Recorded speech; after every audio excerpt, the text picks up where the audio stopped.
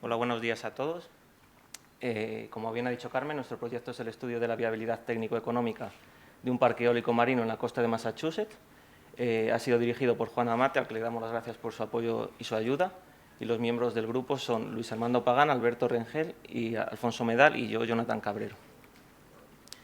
En lo que se refiere al proyecto, se ha desarrollado de modo que, una vez definido el objeto de este, se ha seleccionado un emplazamiento para posteriormente realizar un análisis de las características, tanto técnicas como medioambientales, de este emplazamiento, el diseño del parque eólico siempre teniendo en cuenta aquellas cuestiones legales, jurisdiccionales y políticas, para finalmente ver si este proyecto es viable o no. Y, por último, unas conclusiones como debe tener todo proyecto. El objeto del proyecto, como ya comenté, es el diseño de un parque eólico marino previo análisis de la viabilidad técnica, ambiental y económica. En lo que se refiere a la selección del emplazamiento, supongo que os preguntaréis por qué nos hemos desplazado hasta Estados Unidos. El primer motivo es que supone una clara oportunidad de desarrollo, siendo una de las principales potencias tendremos un gran potencial eólico a nivel mundial. Está entre las donde más se puede desarrollar la tecnología offshore en estos momentos. Además, existen varios proyectos de referencia, donde queremos destacar el de Cape Wind, que prácticamente cada semana, como podéis ver en las noticias, se están desarrollando y saliendo nuevas noticias. Ahora están en la última fase de ingeniería de detalle y es el que vamos a tomar de referencia, y mis compañeros siempre o en ciertas cuestiones van a hacer mención de este. Como comenté anteriormente, el potencial estimado en todo Estados Unidos está por encima de los 1.000 gigavatios, cuando el objetivo del DOE, que es la Agencia de la Energía, estima que para el 2030 podrían ser desarrollables unos 54 gigavatios. Nosotros, por cuestiones técnicas, nos hemos desplazado a la zona este, especialmente por la cuestión de la profundidad, la cual limita bastante, debido a las tecnologías actuales de cimentación, supondría un mayor coste si las profundidades son mayores. Además de esto, hemos elegido la zona de New England y en especial el estado de Massachusetts, primero porque dentro de la costa este tiene el mayor recurso eólico disponible. En segundo lugar, porque tenemos noticias de que están llevando a cabo planes para el aumento de la infraestructura eléctrica para la penetración de energía eólica offshore. Y también por el tema de los huracanes. De algún modo queríamos evitar irnos muy hacia el sur, porque son fenómenos que en Estados Unidos ocurren, aunque no ocurran en Europa. Y, por último, el apoyo gubernamental y social es algo que es fundamental en un proyecto de estas características, donde siempre, aparte de cuestiones políticas, debes de tener un respaldo social, y para el desarrollo de programas para la penetración de esta tecnología, así como para futuros incentivos para ver la rentabilidad, es importante tener en cuenta esto. Esa fotografía se corresponde con el acuerdo de los 10 gobernadores de la fachada este, de los estados de la fachada este de Estados Unidos. En concreto, dentro del estado de Massachusetts, hemos elegido Coastal Wind Energy Area de 51 kilómetros cuadrados, que es un espacio especialmente reservado por las autoridades para el desarrollo de energía eólica offshore. Ahí está marcado donde se desarrollaría Cape Wind, por lo que la distancia es muy corta. Sin embargo, tenemos la ventaja de que estamos solamente en aguas estatales y no en aguas federales. Por lo tanto, eso facilita los trámites y las futuras licitaciones y el trato con distintas agencias.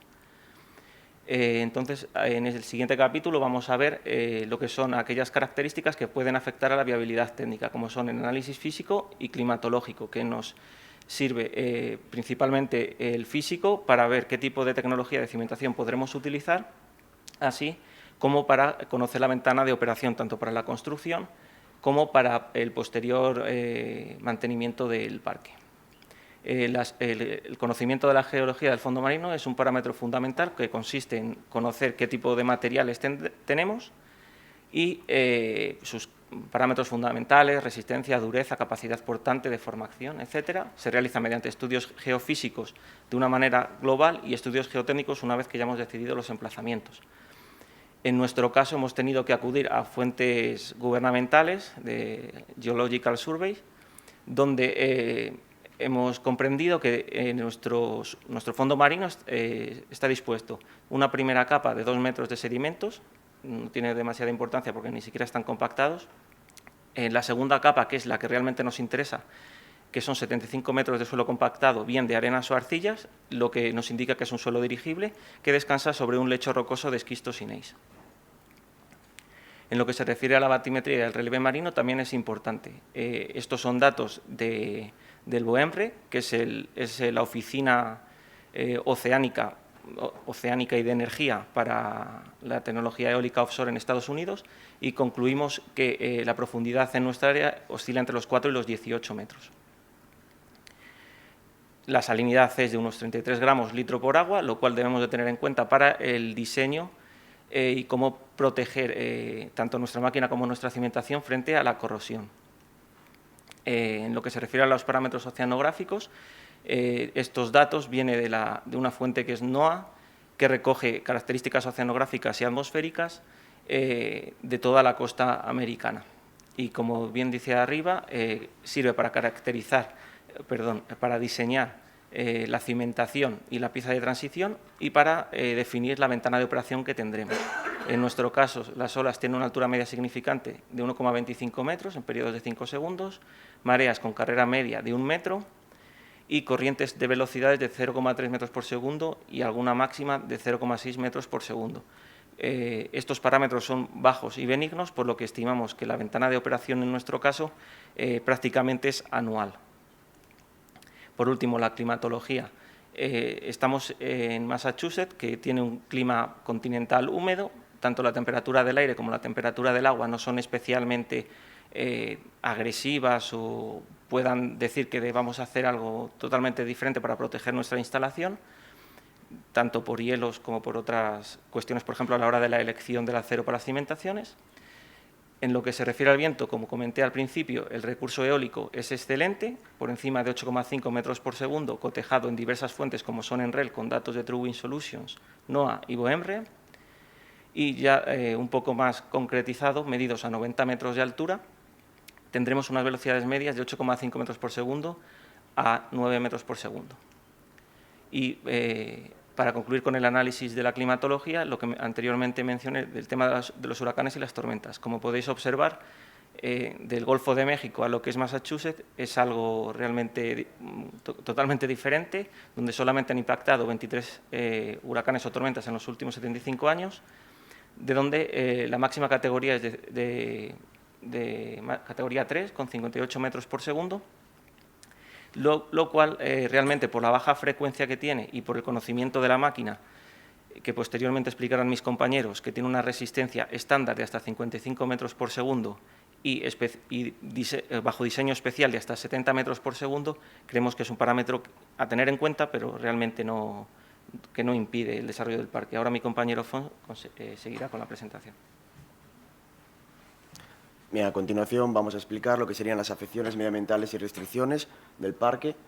Decir que para la definición de las áreas críticas y potenciales impactos se han tomado como referencia principalmente 3 documentos, uno elaborado por el Laboratorio de Energías Renovables, la evaluación de impacto medioambiental de Capewind, y el plan oceánico elaborado por el Estado de Massachusetts, a través del cual se ha extraído el mapa que veis en la parte izquierda, en el que se ven en azul las zonas que serían excluyentes debido a posibles restricciones o afecciones, así como las zonas rayadas en rojo, que serían las zonas prohibidas para el emplazamiento del parque. Con todo esto, y como vemos en la imagen a la derecha, vemos que nuestro parque eólico rayado en negro no se vería afectado por este tipo de restricciones. En cuanto a impacto medioambiental, primeramente comenzaríamos con la avifauna. Se ha tenido un especial seguimiento en cuanto a lo que serían las especies en peligro de extinción y así como las rutas migratorias, pero como vemos en los siguientes mapas, el emplazamiento del parque eólico no afectaría a las principales especies de la zona.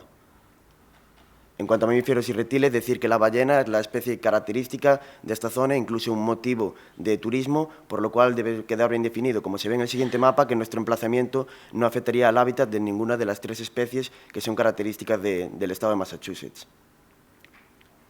En cuanto a restricciones y usos humanos, decir que el estado de Massachusetts se caracteriza principalmente por una gran industria pesquera, que, como vemos en el mapa, en la zona de emplazamiento tendría una actividad media, para lo cual también hemos tenido en cuenta recientes noticias, como sería el acuerdo por parte del proyecto de K-Wing con asociaciones pesqueras de la zona, que son noticias muy alentadoras en cuanto a la posible viabilidad de nuestro parque. También se presentan grandes actividades recreacionales, pero que, como vemos en el mapa, no afectarían a la zona de emplazamiento. Tampoco existen usos militares en la zona de emplazamiento del parque. La instalación del parque eólico no afectaría las principales rutas de navegación y aéreas que involucran la zona, y tampoco existen conducciones submarinas en la zona de emplazamiento del parque, lo cual favorece al posicionamiento y layout de los aerogeneradores. En cuanto a la viabilidad, un hito importante va a ser la aceptación social, para lo cual se tienen previstos realizar los actos que aparecen en pantalla, como sería el maximizar el contenido local en el proyecto, también, y de carácter muy importante, el trabajar con los sindicatos o unions, como son conocidos en Estados Unidos.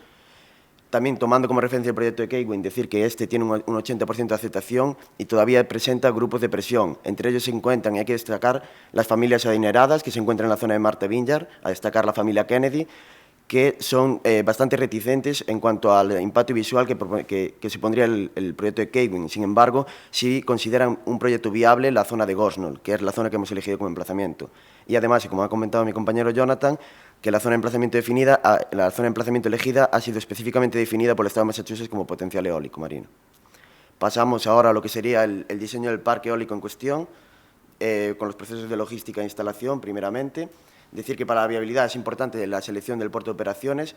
Para ello se han tenido en cuenta como principales características la distancia que tendría hasta el emplazamiento, su accesibilidad, así como sus características físicas. Se ha tenido en consideración y evaluado el report publicado por el Clean Energy Center de Massachusetts, en el cual se evalúan todos los puertos que serían potenciales para albergar el proyecto eólico del Estado, con la tabla de resumen que se muestra en pantalla, concluyendo que los más viables serían el de Boston y New Bedford. Sin embargo, para nuestro caso se ha escogido el de New Bedford debido, y como veis en el mapa, en la ruta marcada en verde, su menor distancia al emplazamiento. En cuanto al puerto de New Bedford, decir que es un puerto principalmente con una gran industria pesquera y que presenta unas excelentes conexiones tanto ferroviarias como por carretera, y como potencial zona de almacenamiento y operaciones para nuestro parque eólico, decir el proyecto de expansión de la South Terminal específico para energía eólica marina. Y como principal obstáculo de navegación sería la barrera de huracanes, que tiene una apertura lateral de 45 metros, que supondría un problema para el paso del transporte de las palas. Sin embargo, se ha adoptado la solución de elevar estas a través de una estructura en celosía a bordo del jack-up, superando la barrera por su parte más alta. En cuanto a la secuencia de instalación que se tiene prevista para el parque eólico, en cuanto a cimentaciones, decir que se tiene previsto la fabricación en la zona de Quincy, Massachusetts, por la joint venture de las empresas que se muestran en pantalla, tomando como referencia el proyecto de K-Wing, lo cual nos supone una optimización de costes con respecto a si se instalasen en una zona más alejada, como sería el Golfo de México, si se fabricasen, perdón. Estos componentes serán trasladados directamente al parque eólico, donde tendremos previamente instalado una embarcación tipo jack-up para su posterior instalación de las cimentaciones, comenzando por el monopilote, su posicionamiento con la ayuda del gripper, la pieza en azul, el posterior hincado en el fondo marino ayudado de un martillo hidráulico, y el posicionamiento final de la pieza de transición con la unión con el monopilote a través de utilizando un mortero de alta resistencia. En cuanto a la secuencia prevista de instalación para los aerogeneradores, decir que se ha seleccionado como suministrador la compañía Siemens, como explicará por los motivos que explicará a continuación mi compañero Alberto. Se tiene prevista la fabricación en Dinamarca para su posterior traslado de los componentes al puerto de New Bedford, y desde ahí el traslado a la zona de emplazamiento del parque, para su instalación a través de una embarcación tipo jack-up, con la colocación primeramente de la torre sobre la pieza de transición, posteriormente la nacelle en la parte más alta de la torre y cada una de las palas sobre el buje. En cuanto a las embarcaciones, decir que hemos tomado como referencia principalmente el Merchant Marine Act, o también como es conocido Jones Act. Es un estatuto federal el cual estipula que todos los bienes que son transportados entre puertos en aguas de Estados Unidos deben llevar la bandera de este país, construidos en este país y ser propiedad de ciudadanos estadounidenses. Por ello, hemos seleccionado el modelo Dixie 320 de la compañía estadounidense Senco. En pantalla vemos las principales características y a destacar que tiene un ancho máximo de 40,84, por lo tanto salvamos la barrera de huracanes, el obstáculo que se ha definido anteriormente, y con la estructura que veis de la embarcación que veis en pantalla. Y para lo que sería la instalación del cableado se ha seleccionado también la empresa estadounidense Catwell, que nos proporcionará un barco específico para llevar a cabo el método de instalación del cableado mediante jet plowing, el cual también puede, dicha embarcación que también tiene la ventaja de que puede trabajar a muy bajas profundidades con una gran rapidez. A continuación continúa mi compañero Alberto con el diseño. En cuanto a la elección de la turbina, hemos barajado diferentes alternativas y... ¿Cuál es este, tío? Ah, joder. Y observando la siguiente gráfica que muestra la cantidad de megavatios instalados en el entorno offshore por tipo de turbina, nos quedaremos finalmente entre la elección entre la Vestas V90 y la Siemens 3,6 megavatios. Las características son las que se muestran en la siguiente tabla y la principal diferencia es que la Vestas suprime en su tren de potencia el eje principal, por lo cual consigue aligerar bastante el peso, lo que en principio sería un inconveniente para la Siemens. Pero analizando un poco más encontramos diferentes noticias sobre la Vestas V90 recientes que falla bastante la multiplicadora, por lo que hemos elegido finalmente la Siemens 3,6 megavatios, cuya curva de potencia se muestra a continuación. En cuanto a las cimentaciones, estas son bastante más importantes que en el entorno onshore, en el que suponen únicamente el 5% más o menos del coste total del proyecto, y en el offshore suponen alrededor del 16%. Por tanto, será un parámetro muy importante a tener en cuenta. Deberemos considerar para el tipo de cimentación a elegir, sobre todo parámetros geológicos y batimétricos que ha mostrado antes mi compañero Jonathan, y para su posterior diseño, parámetros también como olas, mareas y corrientes, que se ha realizado en el proyecto, pero que no ha sido incluido aquí por falta de tiempo. Los tipos de cimentaciones existentes son monopilote, cimentación de gravedad, jacket, trípodes o cimentaciones flotantes, y la elegida por las características de geología del lecho marino y profundidad finalmente será monopilote, cuya estructura se muestra a continuación, y destacar su pieza de transición, que tiene las funciones de nivelar las posibles descomposiciones que se den en el hincado del monopilote por el martillo hidráulico, como ha explicado mi compañero Alfonso, así como la preinstalación de ciertos componentes en puerto y evitar de esta forma el trabajo en alta mar, que supone bastantes riesgos. En cuanto al layout, hemos considerado una separación entre aerogeneradores de una misma alineación de 5 diámetros de rotor y entre diferentes alineaciones en la dirección predominante del viento. En primer lugar, consideramos 8 diámetros de rotor, pero viendo que también teníamos espacio y por las pérdidas que generan más acusadas en offshore las estelas de estos aerogeneradores, lo ampliamos a 10 diámetros de rotor. Se han analizado, por tanto, las dos situaciones. En la simulación en WASP obtenemos la dirección predominante del viento, que está entre 300 y 330 grados, con una velocidad media de 9 metros segundos y bastante uniforme. Y el análisis de las dos opciones, teniendo en cuenta un factor de decaimiento de 0,05% aplicado en WASP, que aunque sabemos que no es la mejor herramienta para aplicar el diseño offshore, los demás programas son demasiado complejos y lo consideramos una buena aplicación, además de las pérdidas eléctricas que veremos a continuación y un factor de disponibilidad del 97%, concluimos unas horas equivalentes de en torno a 3.700. Para el sistema eléctrico, nuestro parque constará con 62 aerogeneradores para una potencia total de 223,2 megavatios y una potencia aparente de 248 megavoltiamperios. El sistema de evacuación de energía será un sistema múltiple de transmisión de media tensión en corriente alterna de 115 kilovoltios, y además contaremos en el parque con 2 subestaciones offshore por el hecho de disminuir las pérdidas de transporte. Cada una de ellas constará de un transformador de 125 megavoltiamperios y transformará la energía de 33 kilovoltios a 115 kilovoltios. El hecho de tener estas 2 subestaciones, además tendrán la misma cimentación que los aerogeneradores por monopilote, reducimos el peso y simplificamos la logística. Además de que en caso de una avería podremos seguir suministrando. Estas serían las 2 subestaciones offshore, y tenemos una limitación de número de generadores en cada circuito de 9, pero como está demasiado justo por factor de seguridad y como hemos visto en el layout, nuestro número de aerogeneradores por circuito será de 8. En cuanto al sistema eléctrico de media tensión, bueno, la tipología R será radial, el cable submarino tripolar de polietileno reticulado, y la media tensión constará de cables de secciones de 150 y 400 milímetros cuadrados, únicamente estas por tema de uniformizar secciones. A continuación observamos la potencia nominal de cada línea, en la que vemos que 6 de estas constan de 8 aerogeneradores y 2 de 7, el tipo de celda de cada uno de los aerogeneradores y el layout con el sistema eléctrico del parque, en el que vemos que a cada subestación van 4 de estas líneas eléctricas. Finalmente, realizando todos los cálculos, obtenemos unas caídas de tensión menores al 1,5% en el peor de los casos y unas pérdidas de potencia debidas al cableado y a los transformadores menores al 6%. Y finalmente, en cuanto al sistema eléctrico de alta tensión, el punto de conexión será una subestación próxima al puerto que ha comentado Alfonso, de 115 kilovoltios, propiedad de Nestar, que se muestra en el siguiente mapa, es la más próxima a nuestro parque eólico. Llevaremos por medio de cables de 800 milímetros cuadrados en el entorno marino y 1.200 milímetros cuadrados subterráneos. Hemos ampliado la sección debido a los posibles cruzamientos y sobrecalentamiento que se pueda dar en este. Aquí se muestra el trazado de los cables, en el que el cable submarino discurrirá por el pasillo de evacuación que el Estado de Massachusetts ha planeado para ello, y el terrestre irá subterráneamente. Y calculando también las caídas de tensión, vemos que en el peor de los casos no llegan al 1% y las pérdidas de potencia por cableado y transformadores son menores al 3%.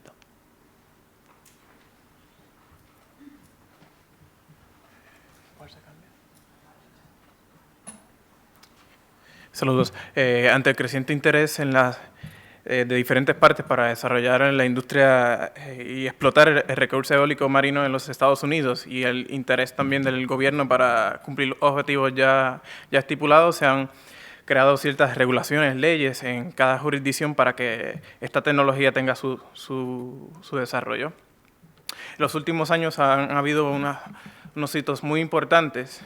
Empezando en el 2005, George Bush firma y aprueba lo que sería el Energy Policy Act, que incentiva y da una seguridad financiera para los proyectos de energía renovables. Luego, en el 2008, el gobernador de Massachusetts desarrolla un plan de gestión en sus costas para la energía renovable, específicamente para la eólica marina. Y en el 2009 el Departamento de Interior establece un proceso para la concesión de emplazamientos marinos y el proceso de la eólica marina.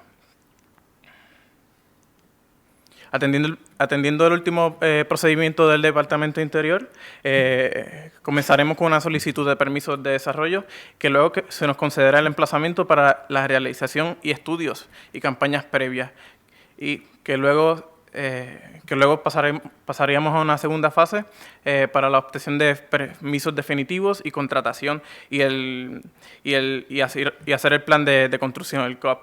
Luego de estar el COP ya revisados, se nos da el permiso de construcción, explotaremos el parque y por último desmantelaremos la instalación. Quiero decir que a lo largo de la vida útil de la instalación, de los 25 años, de lo que sea, tanto las agencias federales y las estatales estarán vigilando el cumplimiento de cada ley, de las leyes en el emplazamiento. Ahora pasamos para el análisis de viabilidad del proyecto. Contemplamos los costes de inversión, los de operación, las horas equivalentes, que ya le han dicho, y los ingresos o la forma de retribución, para así tener una rentabilidad de nuestro proyecto. Como referencia para los costes de inversión, de explotación y otros datos del proyecto, vamos a hacer referencia al documento DPU 54 del Department of Public Utilities, que no es más que un análisis y una revisión del contrato de compra y venta de energía de Cape Wind. Estos serían los datos del proyecto.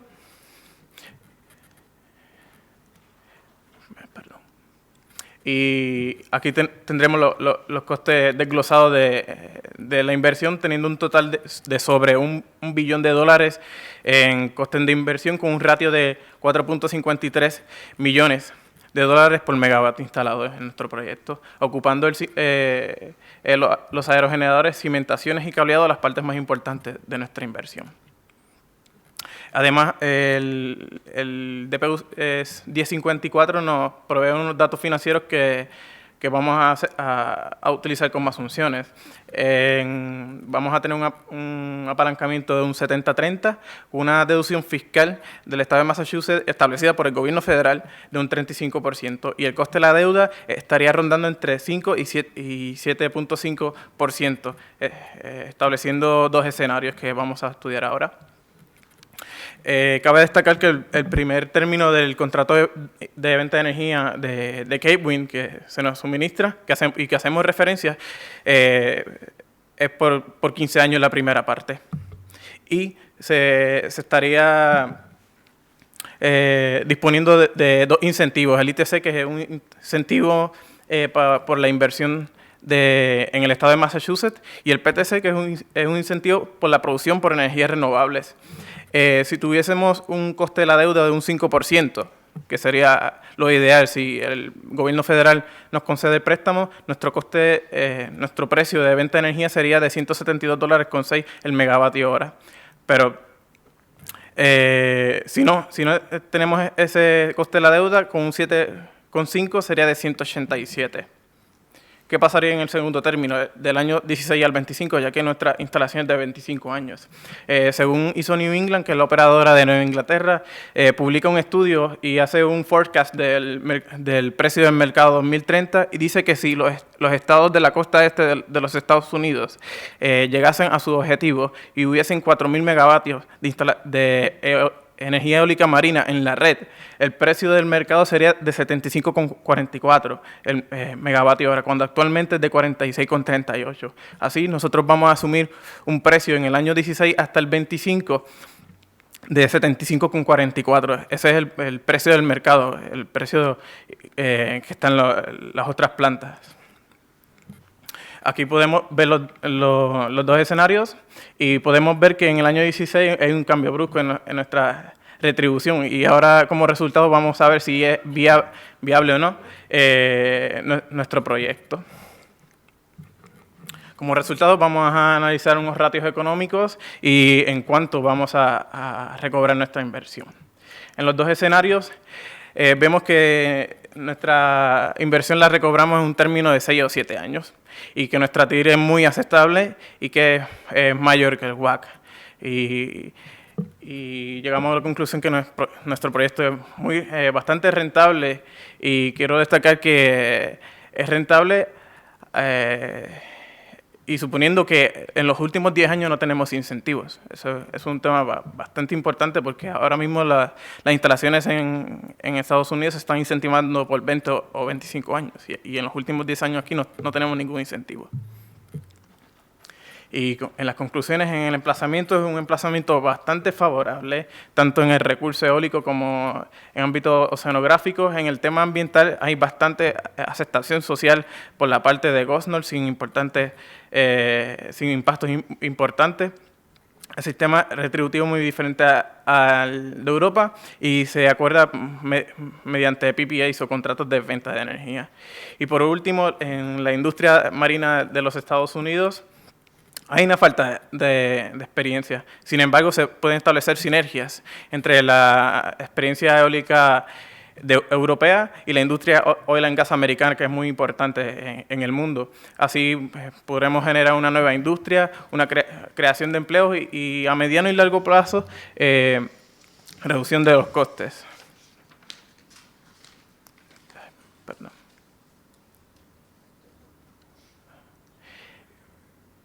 Y esta sería una apariencia de nuestro parque eólico desde distintos puntos del estado y de las costas, y su mínimo impacto visual.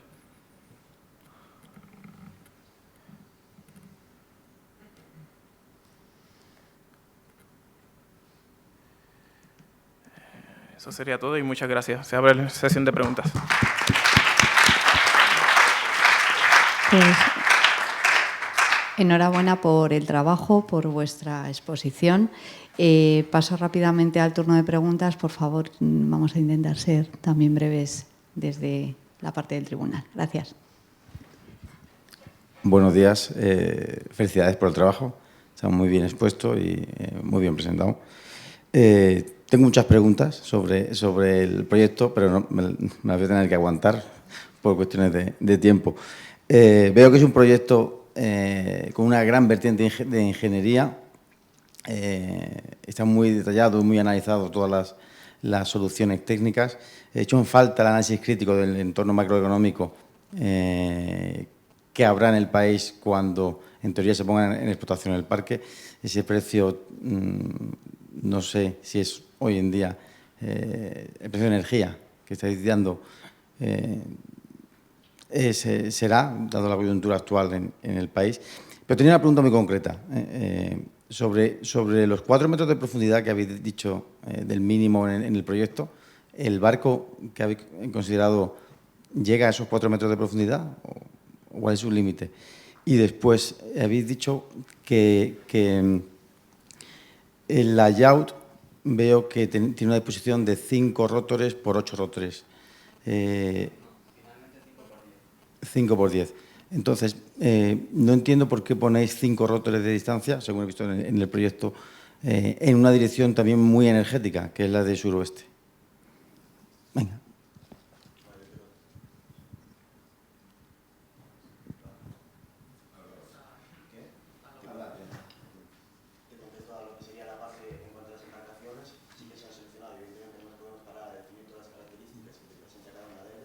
Pero tanto el jack-up está preparado para trabajar a ese tipo de profundidades y específico, de hecho, para eso, y el de Catwell también. O sea, el de Catwell para el cableado es directamente, de hecho, se ha tomado como referencia también el proyecto de Kegwin, y en Kegwin también tiene unas profundidades similares a las nuestras, y está totalmente preparado para poder trabajar a esas profundidades y específicamente adaptado para el proyecto de eólica en el estado de Massachusetts.